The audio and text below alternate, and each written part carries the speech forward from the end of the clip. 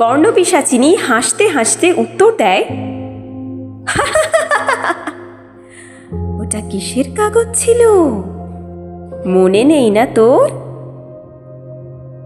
রজনী ঘাবড়ে যায়। ঠিক সেই সময় আমোদিতা প্রশ্ন করে বসে, ওটা কিসের কাগজ ছিল? রজনী আমোদিতার প্রশ্ন শুনে রেগে যায়, কিন্তু কিছু বলার ছিল না তার। কর্ণপিশাচিনী কারো প্রশ্ন শুনতে না পাওয়ায় সে আমোদিতার কান থেকে রক্ত চুষতে থাকে।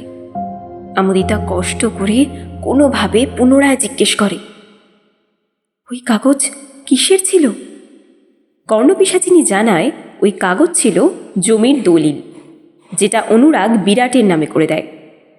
আমোদিতা পুনরায় প্রশ্ন করলে কর্ণপিশাচিনী জানায় রজনী চেয়েছিল প্রথমে অনুরাগ বিরাটের নামে সেটি লিখে দেবে এবং রজনী বিরাটের থেকে নিজের নামে সেটি করে নেবে, এতে কারো কোনো সন্দেহই থাকবে না।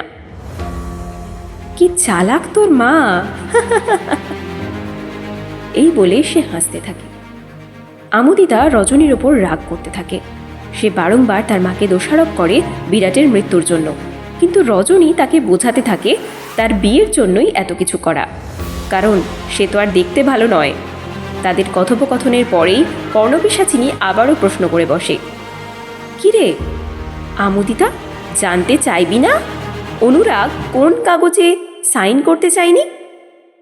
রজনী মানা করে দেয়, কারণ এই রকম প্রশ্ন করতে থাকলে একসময় শরীরের সমস্ত রক্ত চুষে নেবে কর্ণপিশাচিনী, তারপরেই তাদের মৃত্যু ঘটবে।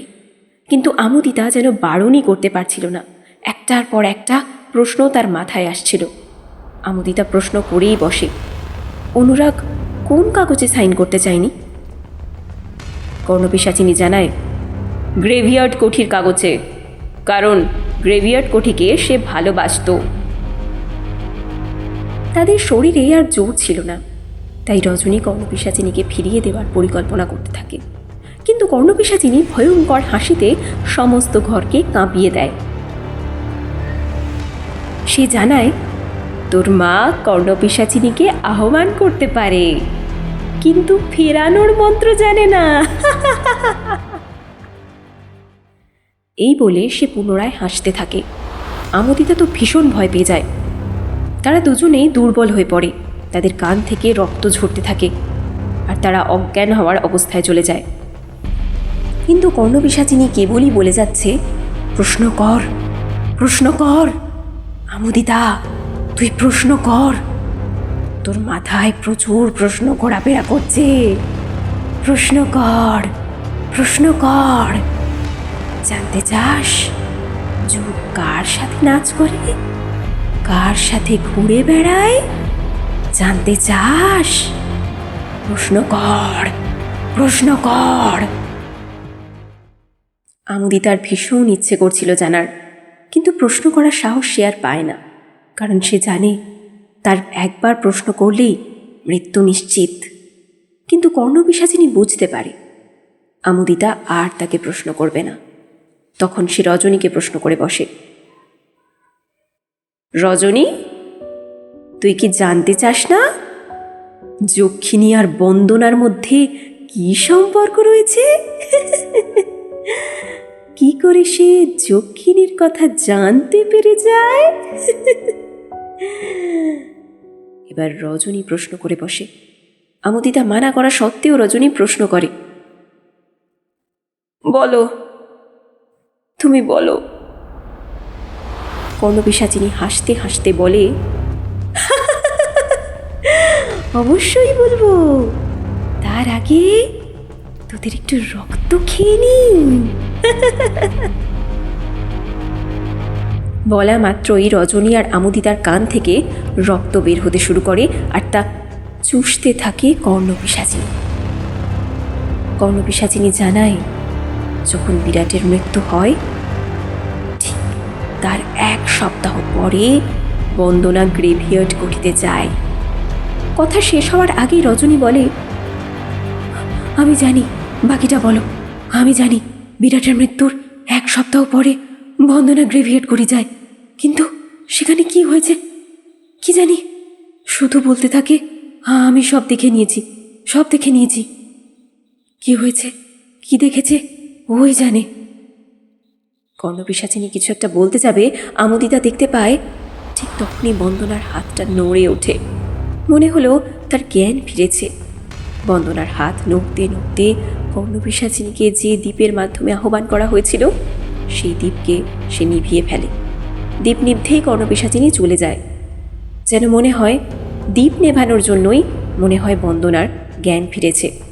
রজনী প্রথমে বুঝতে পারেনি যে কর্ণপিশাচিনী চলে গিয়েছে, তবে আমোদিতাই জানান দিল বন্দনার জন্য কিভাবে কর্ণপিশাচিনী চলে গেল। এরপরে রজনী ও আমোদিতা কোনো রকমে বন্দনাকে নিয়ে তার ঘরে গেল। পরের দিন সকাল 9টা বাজে। যোগ নিজের ঘরে ঘুমোচ্ছিল। গ্রেভিয়ার্ড কোঠিতে কেউ নেই। টাইপরাইটার নিজে নিজেই সারা রাত টাইপ হয়েছে। যোগ জানতই না যে টাইপরাইটারে সারা রাত ধরে কি টাইপ হয়ে গিয়েছে। ঘুমের ঘোরেই যোগ শুনতে পায় কে যেন তার কানে ফিস ফিস করে বলছে, যোগ উঠে পড়ো, কাহিনী তৈরি হয়ে গিয়েছে।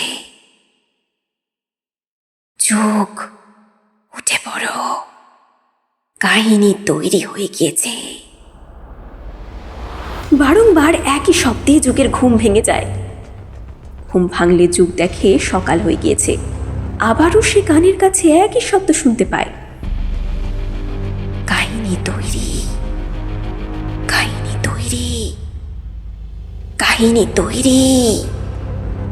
কিছুক্ষণ পরেই জানলার বাইরে থেকে শীতল হাওয়া বইতে থাকে, যার দরুন টেবিলের উপরে থাকা সমস্ত কাগজ উঠতে থাকে।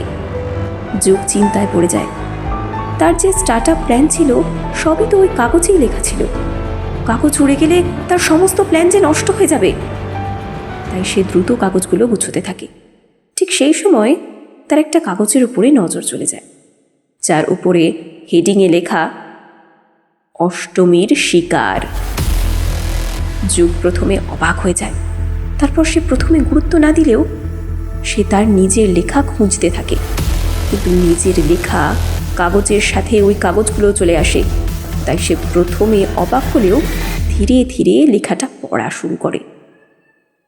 হেডিং অষ্টমীর শিকার। রাত তখন 3টে।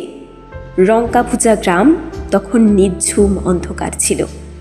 কেউ কোথাও ছিল না। একজন 55 বছরের বয়স্ক লোক ঘাটে শুয়েছিল। তার ধুতি থাইয়ের উপরে অবধি উঠে গিয়েছে। তার ডান হাতে থাকা মদের বোতল খালি হয়ে গিয়েছে। সে ঘুমের ঘোরে বলতে থাকে, যক্ষিণী, আমি তোকে ছাড়ব না, আমি তোকে ছাড়ব না। এক মহিলা কণ্ঠ ভেসে আসে, আমিও চাই না তুই আমাকে ছাড়, উঠে পড়, উঠে পড়। মহিলার কণ্ঠে তার ঘুম ভেঙে যায়। সে কোনো রকমে উঠে বসে। পাশে থাকা খালি মদের বোতল দেখে তার ভীষণ রাগ হয়ে যায়। সে মনে মনে বলতে থাকে, মদশালা শেষ হয়ে গেল, এবার আমি কিভাবে পিপাসা মেটাবো? এক মহিলার আদুরে কণ্ঠ ভেসে এলো, আমার কাছে এসো, আমি তোমার পিপাসা মেটাবো, এসো। সে প্রথমে ভাবলো সে বোধহয় নেশায় ভুলভাল শুনছে। বারংবার সে সেই মহিলা কণ্ঠ শুনতে পায়। সে তখন বুঝতে পারল সে নেশায় ভুলভাল শুনছে না, সত্যিই কোনো এক নারী কণ্ঠ শুনতে পাওয়া যাচ্ছে। কিছুক্ষণ পর সে সামনের দিকে তাকিয়ে দেখে এক সুন্দর ফর্সা নারী মূর্তি কালো রঙের শাড়ি পরে আছে, যার শাড়ি ভেদ করে দেখা যাচ্ছে বক্ষস্থলে আবরণ দেওয়া ছোট একটা কালো রঙের ব্লাউজ, যার মধ্যে দিয়ে স্তনযুগল যেন বেরিয়ে পড়তে চাইছে। কোমরে কোমর বন্ধনী, পায়ে কালো হিল জুতো। সে এত টাইট পোশাক পরেছিল যে তার শরীরের সমস্ত নিপুণ ভাঁজ পরিষ্কার দেখা যাচ্ছিল, যা দেখে ওই বয়স্ক ব্যক্তি নিজেকে আর সামলাতে পারছিল না। সে ধীরে ধীরে ওই নারীর দিকে এগোতে থাকে, কিন্তু তার কোমরে ব্যথা ছিল বলে সে যেতে পারছিল না। তাই ওই রমণী ওই ব্যক্তির দিকে ক্রমশ এগিয়ে আসতে থাকে। বৃদ্ধ ওই রমণীর শাড়ির মধ্যে দিয়েই নাভি দেখতে থাকে। তার চোখ যেন ওখানেই আটকে যায়। সে মহিলার কণ্ঠ শুনে তার সম্বিত ফিরে এলো। ওই রমণীর হাতে থাকা মদের বোতল থেকে মদ ঢালতে থাকে ওই বৃদ্ধের মুখে। বৃদ্ধের চোখ কেবল ওই রমণীর স্তনের দিকেই পড়ে থাকে। একসময় ওই মদ তার মুখে না পড়ে তার সমস্ত শরীরে পড়তে থাকে, যেন মনে হচ্ছিল সে মদ দ্বারা স্নান করছে। সে নেশায় এতটাই বিভোর হয়ে যায় যে সে একবারও ওই রমণীর নাম জানার প্রয়োজন বোধ করে না। ওই মহিলা আসলে কে? কেন এসেছে সে এখানে? যক্ষিণীর এপিসোডগুলি আপনাদের কেমন লাগছে কমেন্ট বক্সে অবশ্যই লিখে জানাবেন। ভিডিওটি ভালো লাগলে লাইক করুন, শেয়ার করুন, আর এর পরের পর্বগুলি পেতে অবশ্যই চ্যানেলটিকে সাবস্ক্রাইব করে আমাদের পাশে থাকুন। ধন্যবাদ।